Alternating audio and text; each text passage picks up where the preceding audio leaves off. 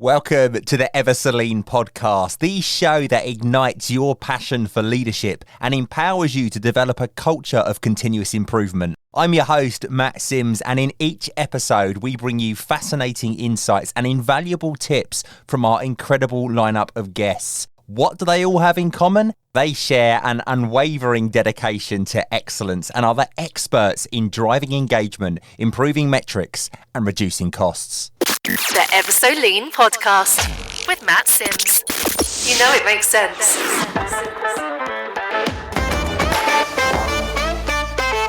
Welcome along to the Ever So Lean podcast, where today we have the incredible opportunity to dive into the mind of one of the world's true lean masters, as we welcome none other than Mr. Paul Akers to the show.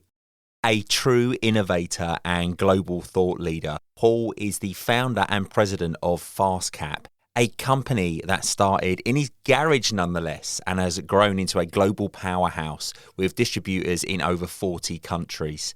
Known for his relentless curiosity and passion for continuous improvement, Paul's written several influential books, including the widely acclaimed 2 Second Lean. He's also been a key figure in bringing lean principles into the forefront of business excellence worldwide. In this episode, we'll tap into Paul's extensive experience and wisdom to bring into the open some of the most common misconceptions, mistakes, and traps that people fall into when implementing a lean culture. With Paul as our guiding light, we aim to provide practical insights and strategies that can help you navigate these challenges and set you well on your way to achieving a successful lean transformation. So let's get started and explore what it really takes to create a lasting lean culture. Paul, welcome to the Ever So Lean podcast. All right, Matt, I'm excited to be here, and you're amazing as well. I listened to you the other day, interview with Ryan Tierney on his podcast, and I was like, wow, this guy gets it. So very cool. Oh, thank you. Joe, that was such a weird experience being on the other side of the table and having the questions put to you. Well, it was a whole nother level the way you did it, to be honest with you. Thank you. I felt like I wasn't in control. I didn't like it, Paul. I needed to be in control. I didn't like it. But it was good fun. And you know what doing these other podcasts, and you probably find it because obviously you do a lot of media stuff as well, but doing these other podcasts, it's so great to meet people that share the passion and share the understanding. It really does leave you buzzing. Wouldn't it be amazing if the world was just filled with people that just wanted to advance and get better and help and encourage and inspire? I mean, could you imagine that world? It would just be like crazy. It would be mad. But then the trouble is we get bored, Paul. We need those challenging folk, don't we? Yeah. Oh, yes, indeed. But it's a really exciting space, and you are right at the forefront of this space. I mean, I'd be very surprised if anybody who has even slightly dipped their toe into lean hasn't heard your name and hasn't read one of your books. I mean, I remember reading your books years ago. Little did I know that I'd be sitting here talking to you face to face one day. It's mind-blowing. So thank you so much. Well, and the interesting thing about that, Matt, is, who am I? I'm a D&C student. I have dyslexia. I struggled. Everything was difficult for me. I went to bonehead English in college. Everything was a struggle for me. Nothing was easy in life. I wasn't the best looking. I wasn't the best athlete. Everything was a struggle. And so you would think I'm anything is remarkable to me because I feel I'm a very average or even below average person. But I think we share that though, Paul. I mean, I struggled academically. School for me was a real struggle. And grind. Yeah, a grind. Yeah, that's a really good way of explaining it. I just wasn't somebody that could showcase my knowledge in an academic setting. An exam for me is my worst nightmare. However... Oh, it's my worst nightmare. Yeah, it's awful. Even if I did an exam on lean, I would fail it because I just cannot do exams. Me too. If they gave me an exam right now, they say, you're a fraud. You're a phony. Yeah. There's no way you don't know anything. And it's embarrassing because it does make it look like you can't do something. Yeah. When I was 17, I learned to drive.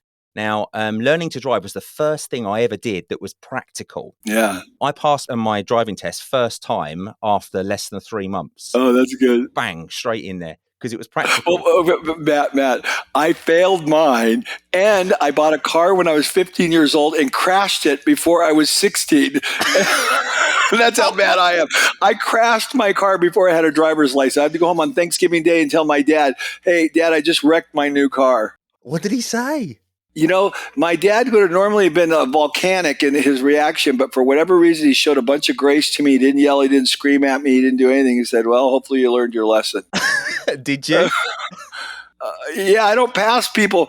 When people are turning right, I don't try to pass them on the right. To this day, yesterday I watched someone turning right, and they were doing it very slow, and I thought I could just zip around them. Well, that was something I don't do anymore.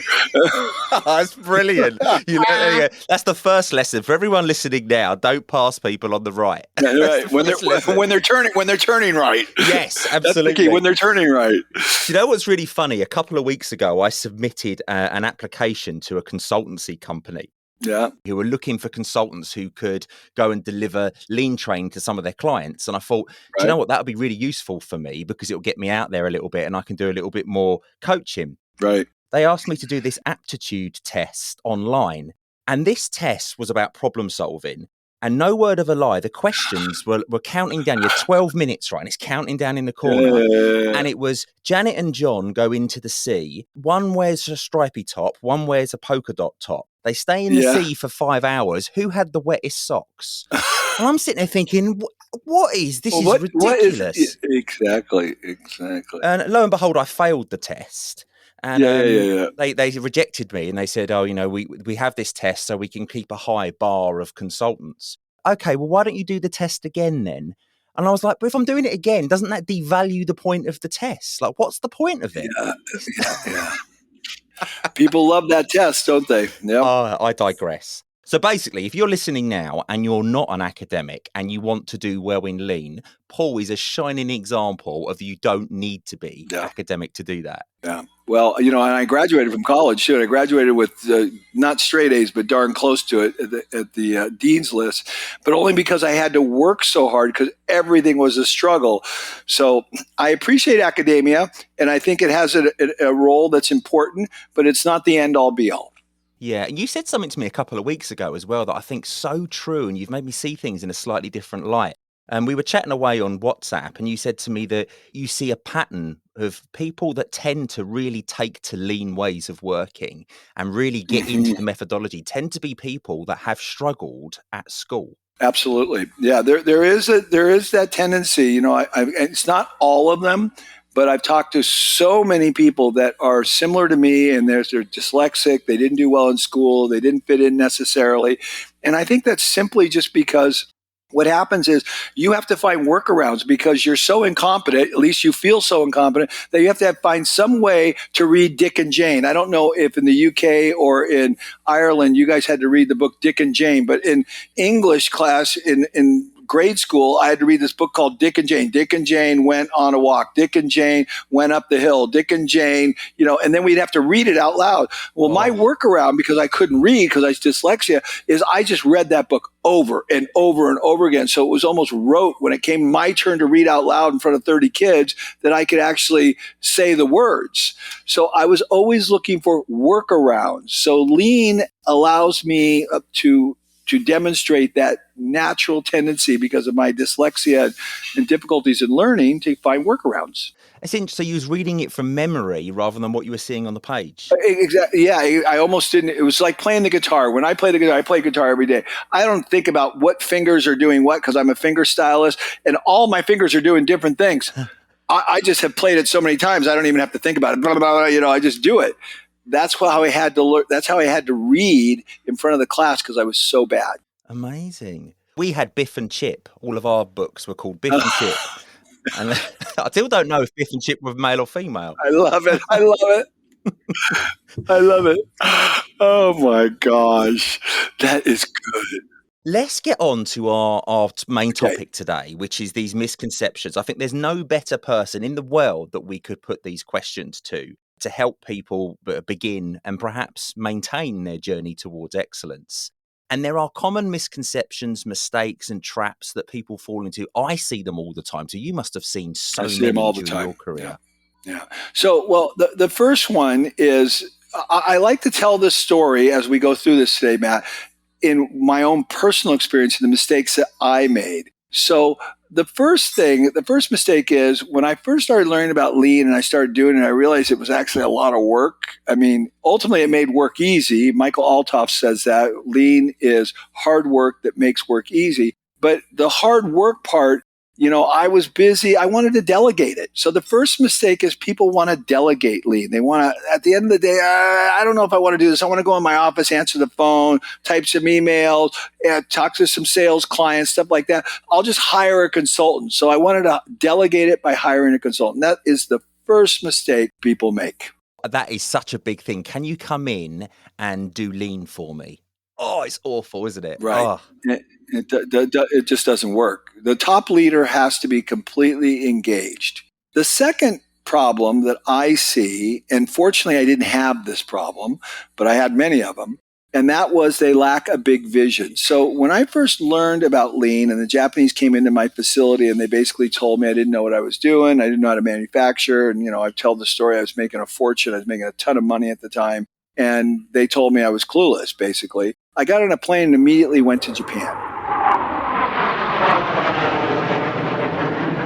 And I visited Lexus in Kyushu, Japan. I visited Toyota, and I saw what they were doing, and I realized there was this huge gap between me and the Japanese, and particularly Toyota and Lexus. And the gap was not like on a scale of 1 to 10, I was a 6 and they were an 8. The gap was I was a 1 and they were a 99. The gap was massive. It was a Grand Canyon gap. Even though I was very successful at the time, and my facility, my company, everything looked very good. Not good, very, very good. If you were to measure me against all other businesses at the time, I was way, way, way above them. So if I was a 99 and everybody else was a 2 or 3, literally, I was that much better. I was a 2 or 3 or 1, and Toyota was a 99. There was that big a spread.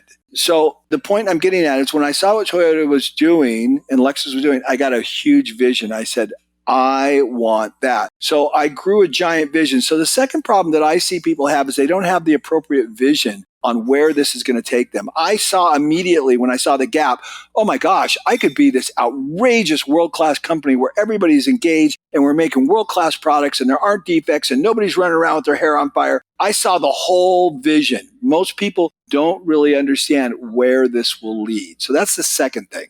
That vision for a lot of people, and I'm typecasting here, so if you're listening and you're not in this space, don't take it personally. When I ask people what their vision is, 99% of people will go to save money. I want to save money. Yeah, exactly. And my vision, for instance, right now, if you would ask me what my vision is number 1, to change the world, but specifically, it is to work with the head of state, with the president or prime minister of a country, and teach the entire country simultaneously lean thinking. Wow. So that's what I mean by vision. I mean big, stinking vision. So this is the global view. Right. This is what we want to achieve. This is where we're going. Right. Yeah, it's Steve Jobs, make a dent in the universe. How do you make a dent in the universe? It's that we're going to go to the moon, not because it's easy, but because it's hard. Elon Musk, we're going to go to Mars. Yeah. Exactly. Yeah, okay. Right? Or Elon Musk, we're going to build electrified cars and we're going to compete with Ford and GM and everybody else. And I know nothing about building cars. I mean, come on. I mean, and he did it. Yeah. And then we're going to put rocket ships. We're going to compete with China, the United States, European Union, and the Soviet Union, and we're going to do it for a fourth of the price of all of them. And I know nothing about rocket ships, and we're going to make ours land back on Earth. That's vision. Yeah. If you don't have vision, you're wasting your time. Okay, so the first one is don't delegate it. Number 2 is you must have a huge vision. If you don't have these, I wouldn't waste your time even trying it, to be completely honest with you. Okay, makes sense. Number 3 is you already said it, is they want to make more money. So they say, oh gosh, this lean thing, man, I could make more money. That is that nothing will kill it more. Nothing is more shallow. Your people will see through it. They're not going to be motivated. The only reason to do lean is to improve the quality of the lives of the people you're responsible for your customers, and for your people. Period. If you do it like that, your people will love you. They'll embrace you. They'll be inspired. But if you do it to make more money, huge mistake. Yeah, and I guess if you lie about it, if you tell the people it's for them, but you're actually doing it for money, that authenticity is not there, is it? Yeah, completely. They'll see through it. Oh, they see through it. Everyone sees through that completely. That's number 3. Number 4 is Gemba. Gemba is the Japanese word for the shop floor, being where the action is. The actual word Gemba means the scene of the crime in Japanese. So if you're listening to a Japanese reporter, they would say, I am at the Gemba. So they're at the car crash, they're at a murder scene, they're wherever they are, and they're going to say, this is Mami Takeda, and I'm at the Gemba. That is what Gemba means. It's the scene of the crime. So leaders don't understand that really their top role is to be at the Gemba. That means on the shop floor where the value is added. The office does nothing but tell lies. The further you get away from the actual work, the worse the work will be. There's no better example than Boeing. Boeing, one of the world-class best airline manufacturers in the world. They have destroyed their reputation with quality. They moved their office from Seattle, where I'm from, to Chicago. I mean, it's inevitable that the decisions were going to be bad. It was inevitable that that was going to happen. They distanced themselves. So the way I countermeasured that was when I realized how important the Gemba was, I moved my desk. I had this beautiful office with guitars, with pictures of me with presidents of the United States and all my glory wall and all this stuff, big, huge desk, and everything was beautiful. I made a simple pipe desk and I stood on the shop floor with my people and I moved out there. That was the best decision I ever made. Wow. Well, how did they respond to that? What was the reaction? Well, very positively. They thought initially, I'm sure they thought it was crazy, but why would you do that? You've worked your whole life to have all these accoutrements and all these nice things. And now you don't even go to your office anymore. You don't have anything. And I'm literally rolling around. So initially they thought it was crazy because they're thinking, God, I would love to have what you have. But then when they saw that I was always there helping them, and they walk up to me all day long and say, Paul, what about this? And I would immediately I wouldn't even sit up out of my chair. I just walk right to their work area and I work. But most of the time I wasn't even at that desk. Most of the time I was walking around on the shop floor, just helping people. It's brilliant. So Gemba is everything. And if you think that your sales calls and you think that having your private meetings and your strategy and all that stuff is really important, because believe me, I thought all that stuff. You're delusional. It is absolutely a waste of time. My company is, I always say, I'm so fortunate. I got to be careful here what I say.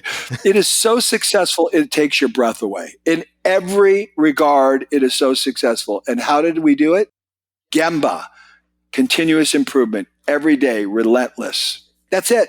I didn't worry about becoming the biggest company. I didn't worry about making more money. I didn't worry about anything other than continuous improvement. How can we fix the problems that's right in front of you right now? And we did that, and we stacked them on top millions of times. Now, James Clear talks about this in his book, Atomic Habits.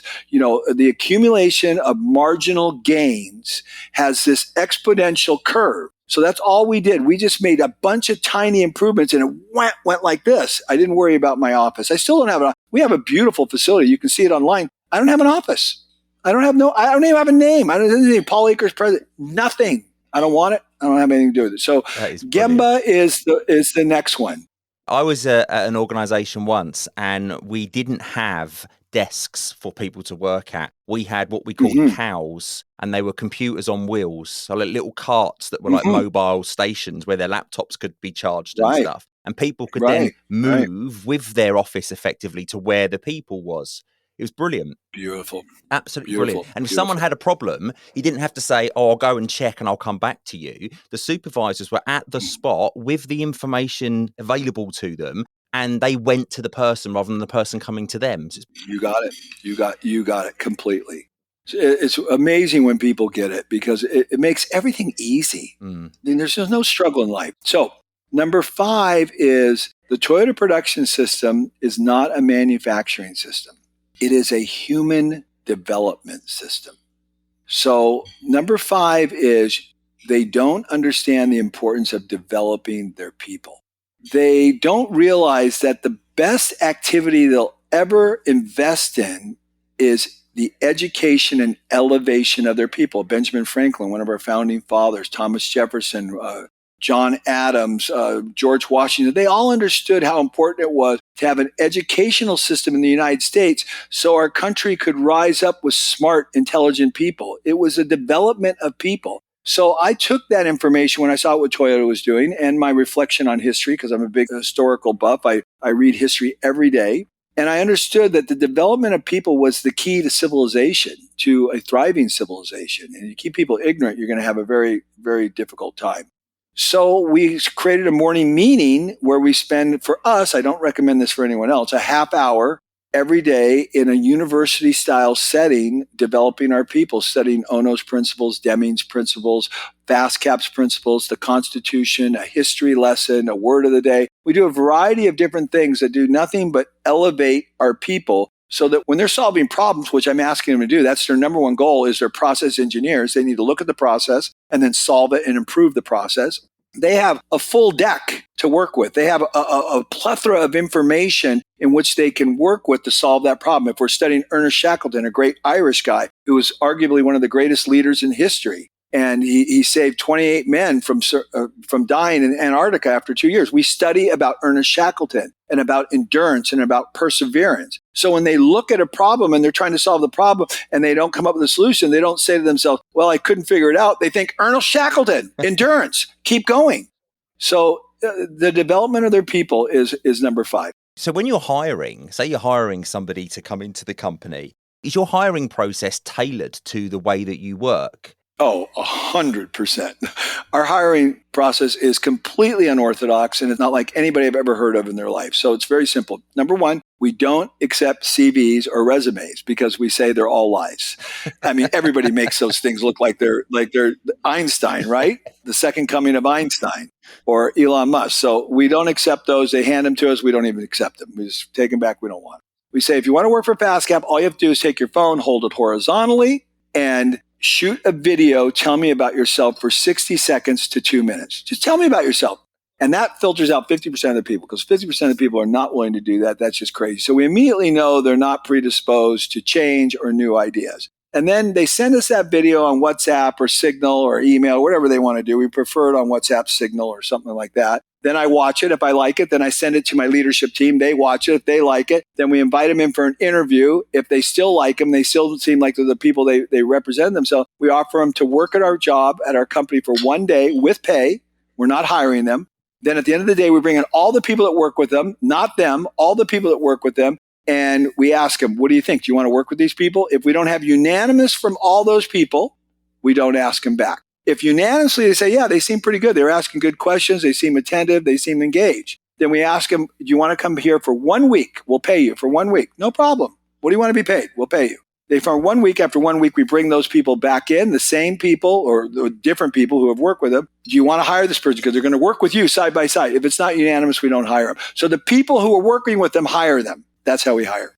That's amazing. That's groundbreaking stuff. So unconventional, but you're getting the right people for you, aren't you, by doing that? It's brilliant. Well, we're not wasting a ton of time hiring people, and it's a big guessing game on who they really are. Because after 1 week, you can kind of see, people can put on a show for 1 week, but you can really see by what's going on whether or not they're for real. Because that's one of the biggest challenges. Having worked in large organizations where, we are trying to be a lean organization, we're hiring new people in, and you don't, you tell them that you do the lean methodology, and they just go, yeah, that's great. It's when you get them in and they're just wooden and they're not interested in changing the way things are done.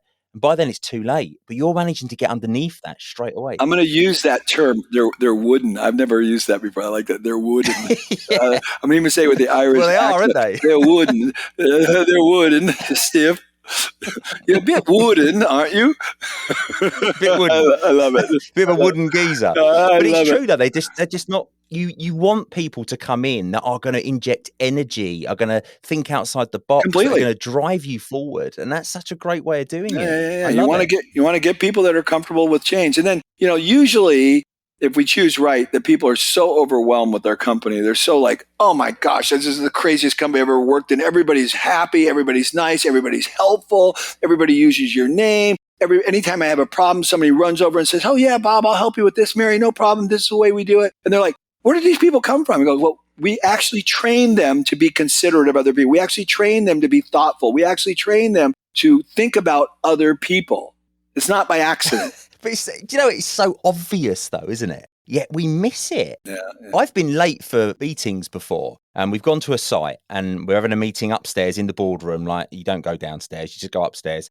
And I've been late for the meeting because I've been walking around the shop floor and I'm going up to people and I'm going, hi, how you doing? You know, talk to me about what you're doing today, or talk to me about this, or what's your biggest issue? Just a bit of a chit chat. This goes on for about half an hour. And I've gone up to the meeting and I've sat down and they've gone, oh, why are you late, Matt? I said, I went down to the Gemba just to chat to the people to get some answers so that I could sort of use that to help us today. And they went, you went on the shop? We don't go on the shop floor. What did you go down there for? I'm like, because I wanted to learn. What do you mean you don't go on the shop floor? People just don't think of doing that. It's so basic. It's unbelievable. And I literally, when I go on the shop floor, I do something a little different. And that is, I actually believe that the person I'm standing in front of who wasn't educated in college and maybe didn't do well in school and maybe had a rough time of it, I actually think to myself, I'll bet you they could teach me something.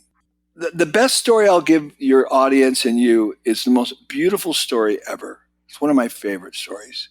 There's this girl named Mary. She worked at our company. She was not very educated and she struggled with things, and but she even had a little quirk, she even had a little twitch or something, but I loved her.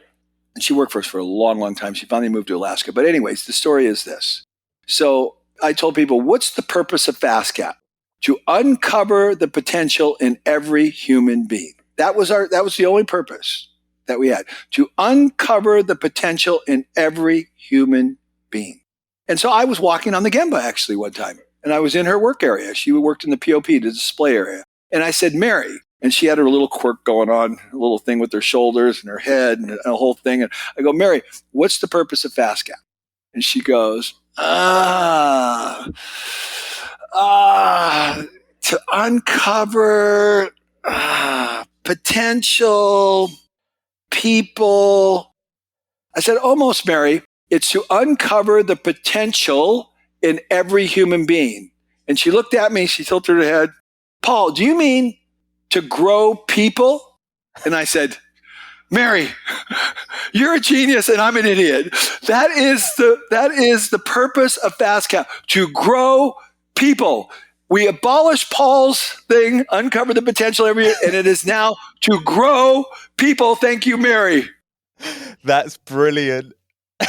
There used to be a TV advert in the UK, and it was this company that called Ronseal that used to make it was like a paint. Do you remember it? And they used to the TV advert was literally just Ronseal. It does what it says on the tin. That was it, because it was just so obvious what it did. That's Mary. She did that. Exactly. She gave me a Ronseal. So she's wooden and she gave me a Ronseal. I got to do the Ronseal now from now. Those are great takeaways. It's really interesting because you probably thought about, what's the purpose of FastCap so many times, and it led you to that description. Yet she's come out with that bang, and you've gone, wow, like in seconds.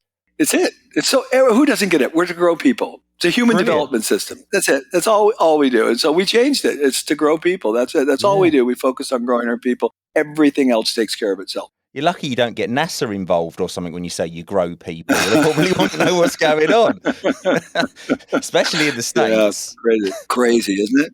I used to frequent Seattle every 6 weeks in a previous role, and I never knew that you was there. And if I'd have known, I'd have definitely come to visit. I really would have done. Oh, really? Yeah. We're right up the road, up in Bellingham, 2 hours north, actually. But yeah, we're right there. That's our home. Because I know the Boeing Center, because taxis take me past it when I left the airport every time. So I know that Boeing set up there. Yeah. And it's a beautiful area, all the lakes and that. From there, when you're looking down, it looks gorgeous. When it's sunny, it's a beautiful area. It's cloudy. It's cloudy 70% of the time minimum. Yeah, well, you've got the UK climate there, so I'm used to that. It felt normal to me. Yeah. I need to have sunshine. I live on the beach. I have to have sunshine. I get depressed if I don't have the sunshine. That's why I'm so tan. I was trained by Bob Taylor. I know a hell of a lot more than you. And what does your business look like? Does it look anything like this? And what's your bottom line? I could have said all that, but I said, okay, what am I doing wrong? Why is there not more Paul Akers walking around in the business world? That's what I want to know. And I said, Nick, have you made an improvement today? And he goes, no, I haven't got anything to improve. And I said, come on, Nick, you mean everything's perfect in this area? You got all these machines and equipment everywhere. Everything can't be perfect. I'm in a bathing suit right now. That's all I want you to do every day is make one small improvement to save a few seconds. Because you have to have people that want it. Here we go. 60 seconds ready and loaded for Paul Akers to take on the biggest challenge of his life. Are you ready to elevate your team's ways of working? Are you seeking fresh insights and growth opportunities? Our experts will assess your team's practices, providing valuable insights for improvement and celebration. Reward and recognise your team with this certification tailored specifically for creating an improvement culture. The BQF Academy accreditation acknowledges your journey, outstanding outcomes, and future plans.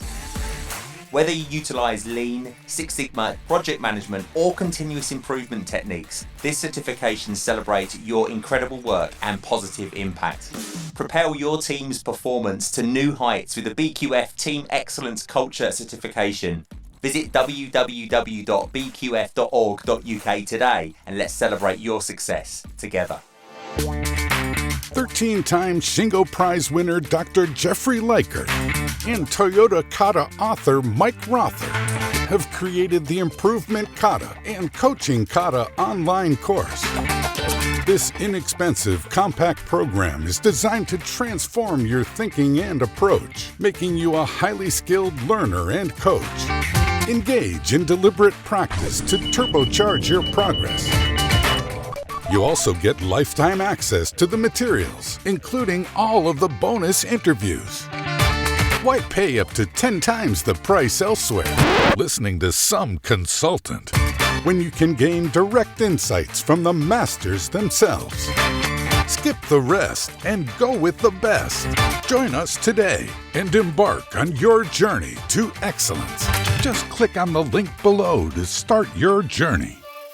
Yeah, I was going to say you got a bit of a bronzing going on there. I thought it was the lighting. Oh, yeah. Oh, you don't know, man. I live with a bathing suit on and no shirt. Wow. This is my one shirt I wear for podcasts. And it's even buttoned. It's even, I pull it off quick. It's even snap, I just get in that bathing suit. I'm in a bathing suit right now. I'm always in a bathing suit. That's a first. We've never done a podcast with the guest in a bathing suit before. Oh, yeah. This is a whole new level.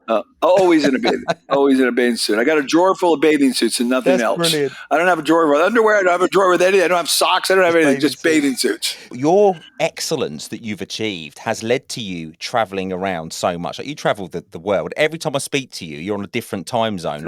I never speak to you in the same time zone ever. Yeah, I'm very fortunate. 130 countries. Wow. And I'm going to 150. That must be absolutely amazing going out there and influencing and coaching and guiding all of these different people and these different cultures. Must be remarkable. It's humbling. It's humbling and it's encouraging. It's inspiring. And it's a beautiful life. I mean, Lean has given me a beautiful life, and it's just simply caring about people and wanting to help people. And that's all I try to do. And the whole world has been opened up to me like a giant Australian clam. Australia. I've been to Australia and dove in the Great Barrier Reef. They have clams that are like, wow. 4 foot across. Like, wow, here you go. Here's the world. That's brilliant. That's a good analogy. But it's great that you're getting to do that. I mean, I find it very difficult when people say to me, what do you do? And I try and describe somebody who's never heard of Lean or continuous improvement. I find it incredibly difficult to get them to understand what it means to them. And you must have that conversation all the time. Yeah, I'll tell you, I have a different opinion about that whole thing, Matt. I don't talk about it too much to people. I let them ask me by the way I lead my life and what I do. I think it's better for me. Every time I want to talk about 90% of the people, they don't get it. They're just like, oh, whatever, I'm going on to my life. So I don't even try to talk about it to people. In the Dominican Republic where I live a lot of the time, a lot of people know who I am, obviously. And one company in the Dominican Republic is doing Lean. One. And nobody needs it worse than here. One.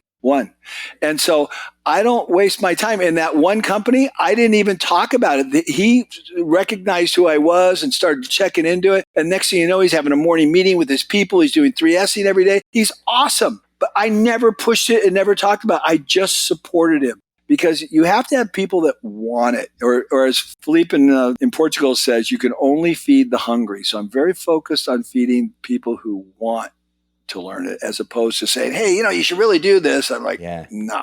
That's really interesting, because I find as human beings, we tend to inadvertently spend all of our time on the people that don't want it. So we're desperately trying to convince them and get them on board. Right. The ones that are interested and are engaged and do want to move forward, we kind of ignore them a little bit because we're investing all of our time in the negative. Yeah. That's a really, really interesting thought. I don't go there. I don't know if I'm right or wrong on that, but I feel like I only have so much energy every day when I get up in that 24-hour period. And I only have so much time on this earth. I want to spend it in the most beneficial way. So, I used to try to convince everyone, don't get me wrong, but now I don't even try. I'm not even interested. I love your philosophy. Just people who want to learn. Yeah, exactly. You want that positivity around you. And if you've got that pull, if there's a pull for the learning, it does make assisting that person a hell of a lot easier than if they're resisting. Oh my God, crazy easy. Yeah. It's more enjoyable, and then all that wasted effort trying to convince something when they don't really want to change.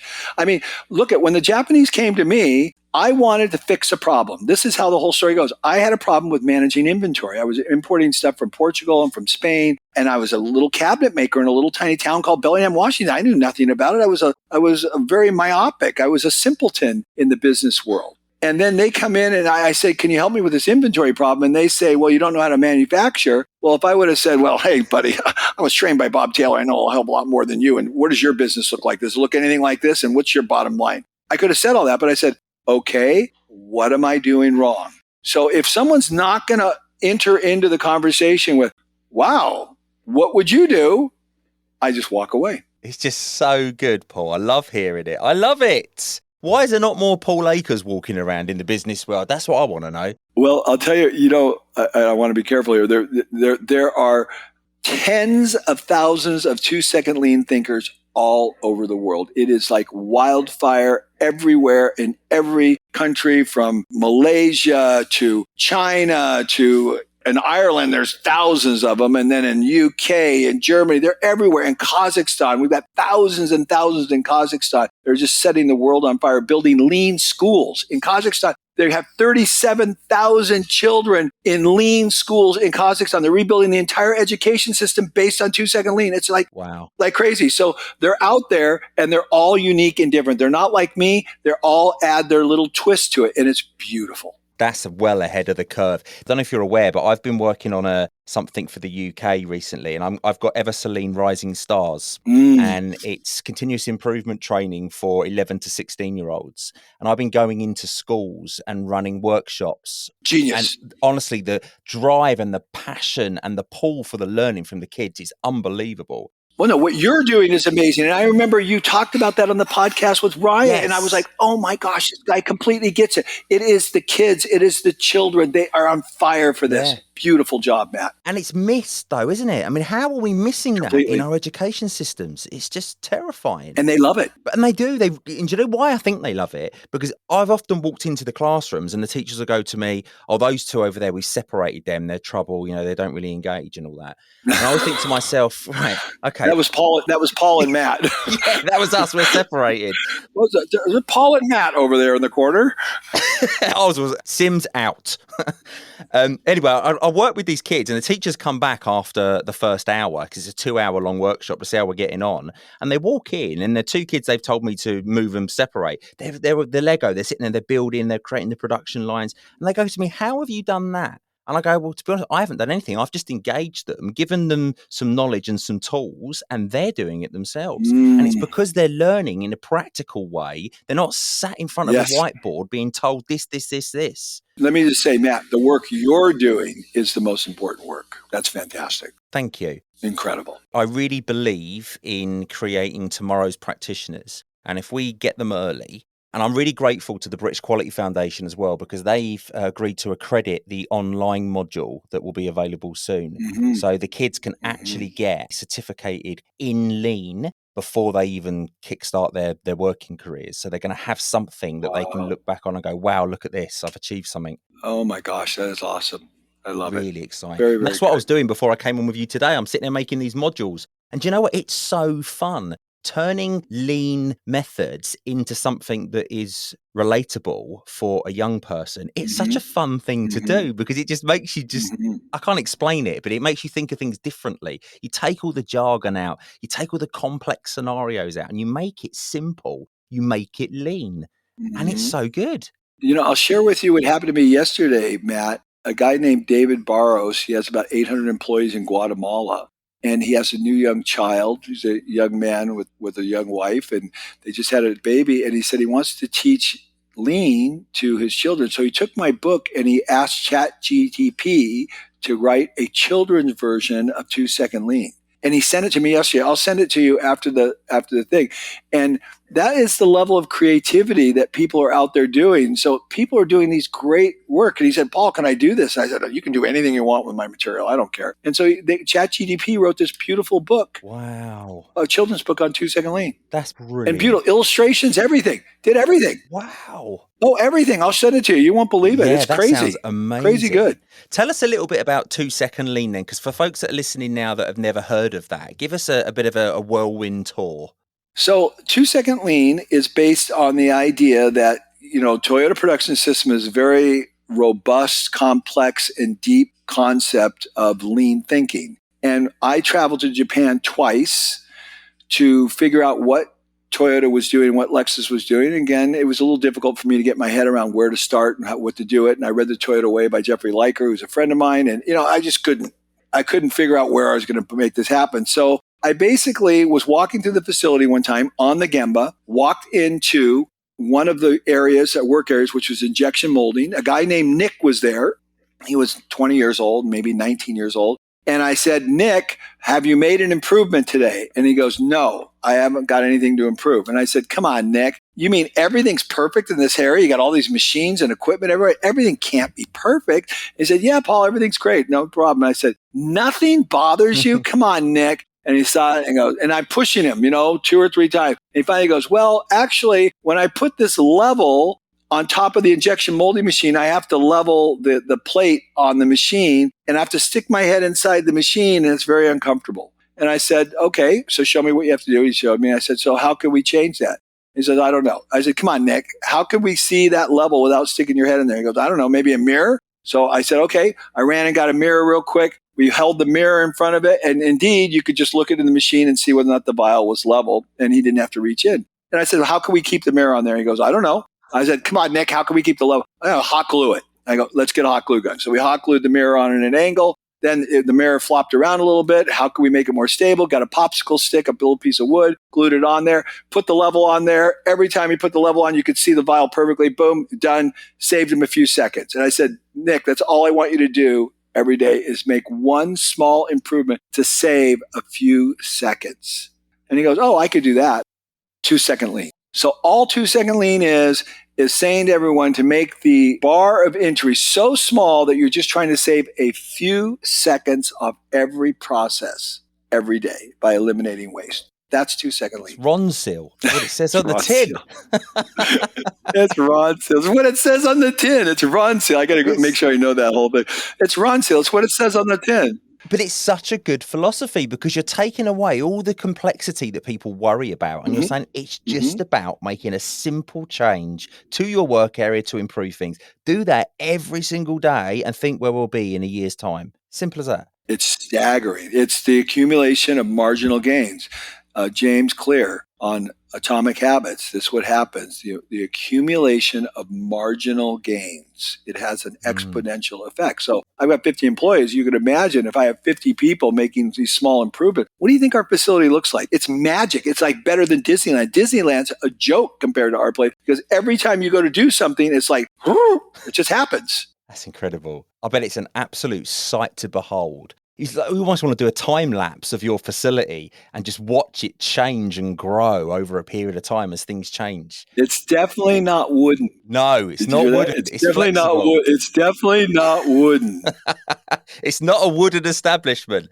Do you know what? I used to go to the gym, right, an hour every other day. So get up, go to the gym, really give it everything. Yeah. And I could really see the benefits after a few months, and I really got into it. And then when we moved, we were fortunate to buy a house that had a gym within it. And my wife said to Yeah. me, well, we don't need to go to the gym anymore. You can just use the gym here. She goes, but you don't have to go in there like for an hour every other day. Just go in there for 10 minutes here and there between meetings every day. Right. And those small marginal pieces will help you sort of grow and stuff. Right. We've been here for 3.5 years now. And the most amount of time I spent in that gym is when I was decorating it. Wow. I just don't get time. It sounds ridiculous, and I want to do it. Isn't that something? Yeah, but it's for me, it was I think the having to go out and go to the gym drove me and motivated me to do it. The fact that it's just downstairs and I've only got to open the door, I don't do it.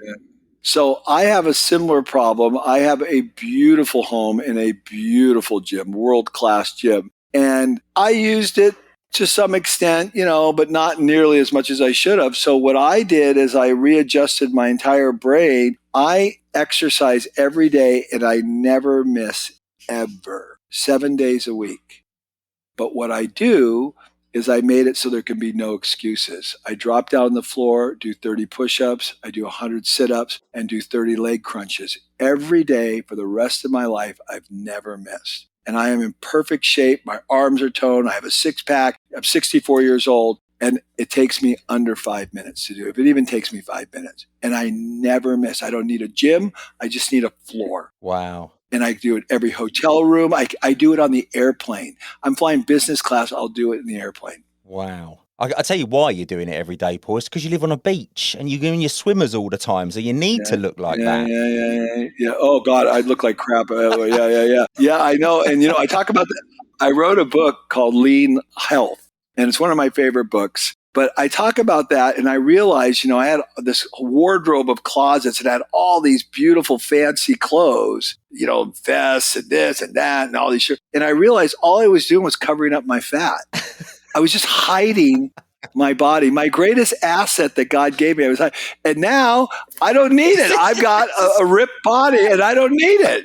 So I don't need clothes. So look at, I reduced the cost and waste of all the clothes. I just wear bathing suits all the time. And I met a guy the other day who was 54 years old, and I was taking a shower. They have outdoor showers. I'm in my bathing suit. I'm getting out, and I walk up to him and I say, "How was your session today?" Because he's a big kiter, and he's like me. He's retired.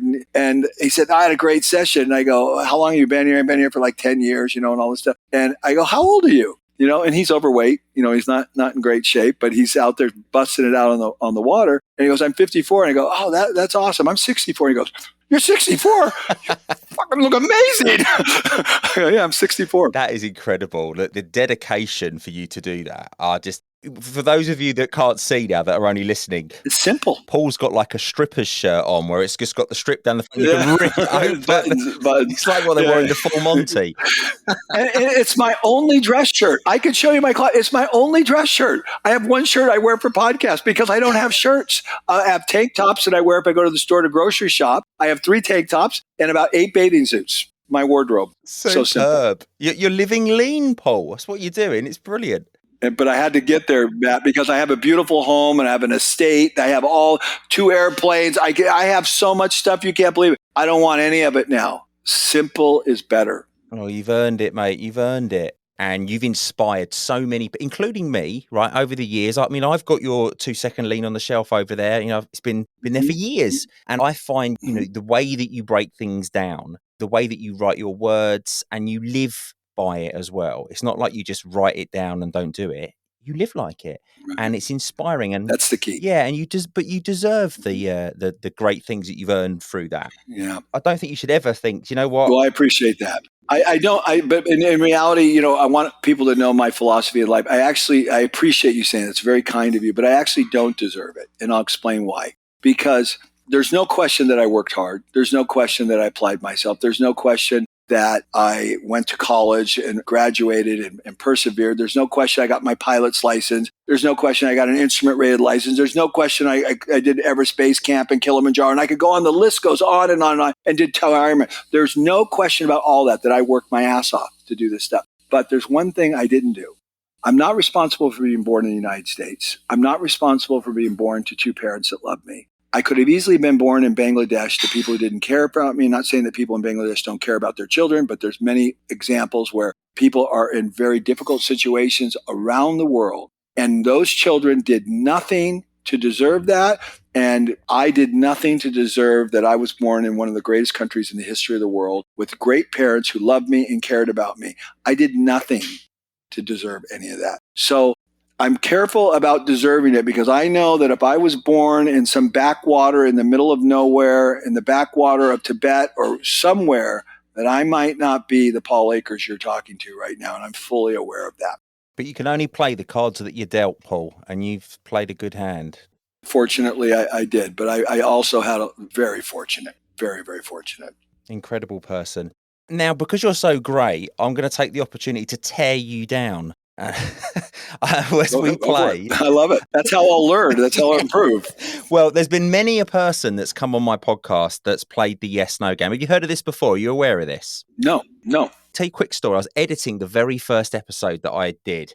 It was with a really inspirational guy from the NHS, the UK National Health Service.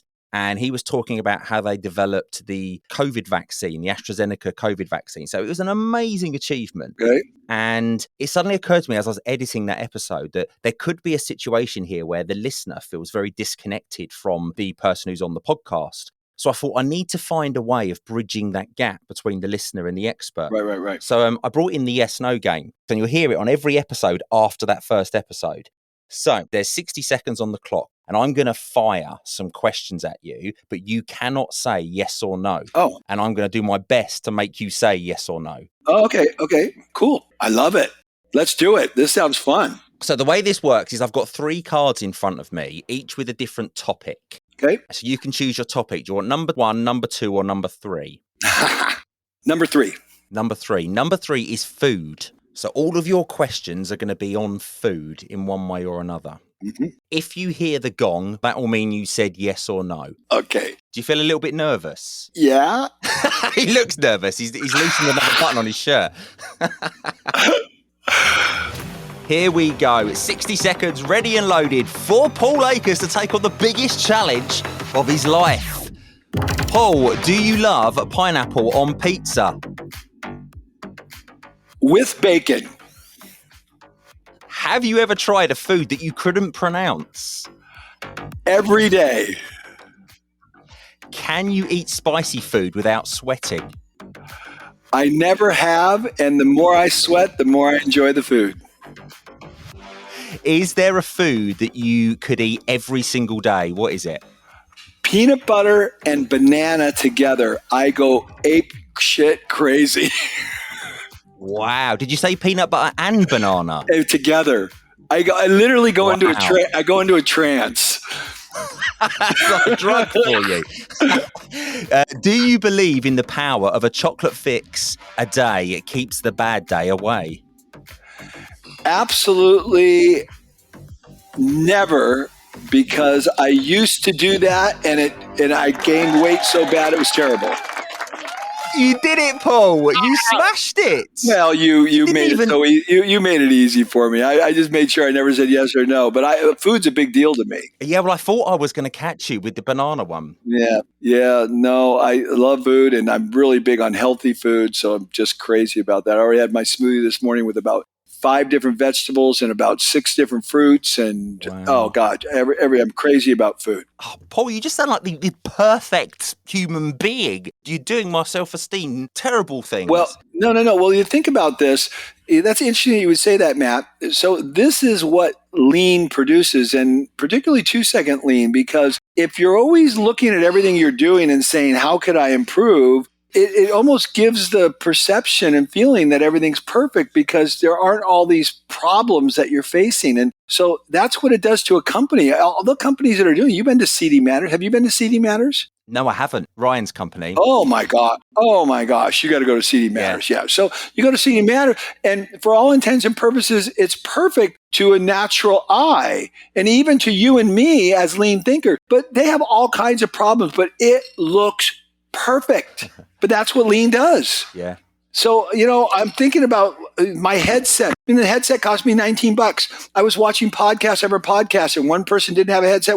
And I said, I will never do a podcast again. You want to do a podcast with me? We have a round table where we have 5 leaders. Everyone has to have this $19 headset so that it's clear, create standards, and everything is seemingly perfect. Yep. You know what I mean? Everything is being improved. all the time. What a great note to finish on.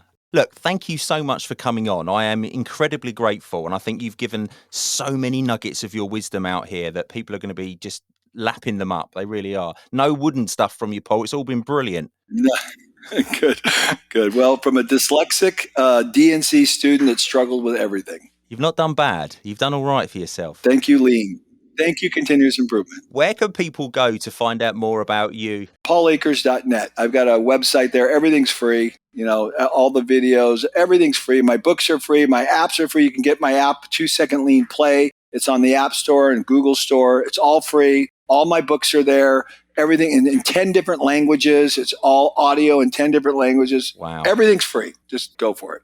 Awesome resource. Really, really good resources on there. So check it out. I'll stick a link down below for people to see. Thank you, Paul. You've been a superstar. Thank you, Matt. So are you. I enjoyed it. It was a lot of fun. So let's get stuck into some key takeaways from today's amazing discussion with Paul. Now, academic struggles don't define our success. Now, both Paul and I have both faced educational challenges, but we found success through practical, real-world problem solving, a common trait that we're observing among lean leaders. Now, the power of vision is so important. Lean isn't just about saving money. It's about transforming lives, businesses, and society. Paul's ambition to teach lean on a national scale shows how far-reaching a strong vision can be. Think about your vision. Do you have one? Does your team know it? And is it big enough? Leading from the Gemba, wow, how important is that? Paul's decision to move his desk onto the shop floor highlights the importance of being present where the work happens. It fosters a culture of continuous improvement and real engagement with your team. Where's your desk? How much time do leaders in your business spend at the Gemba? Now, continuous improvement and marginal gains are absolutely huge. Small, incremental changes, like those Paul implements daily, lead to exceptional growth over time. This is at the heart of Kaizen. Break it down and ask people to just make small changes every single day. You'll soon develop a thriving culture and see positive results across your metrics. At FastCap, Paul uses a trial-based hiring process to ensure new employees align with the company's lean mindset right from the start.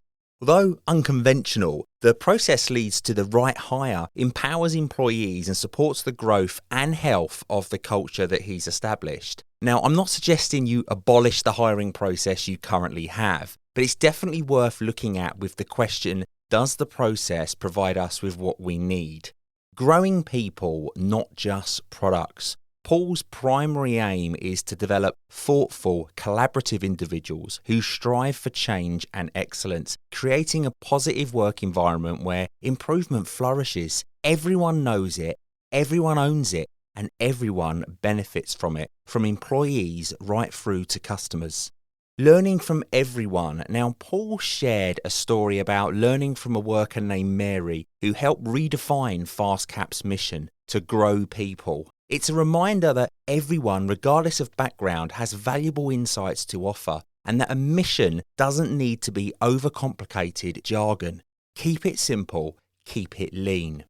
Paul's 2-Second Lean has and continues to spread across the world, reaching places like Kazakhstan, where even schools are embracing lean principles. Its simplicity and effectiveness make it adaptable worldwide. This is living proof that if you make something simple, beneficial for those doing it, and engaging, cultures grow and innovation flourishes. Paul stresses the importance of simplifying not just in business, but in life. Whether it's daily routines, reducing waste, or focusing on health and well-being, keep it simple. If it's simple, it will happen. If it's overcomplicated, it will fade and will eventually grind to a halt.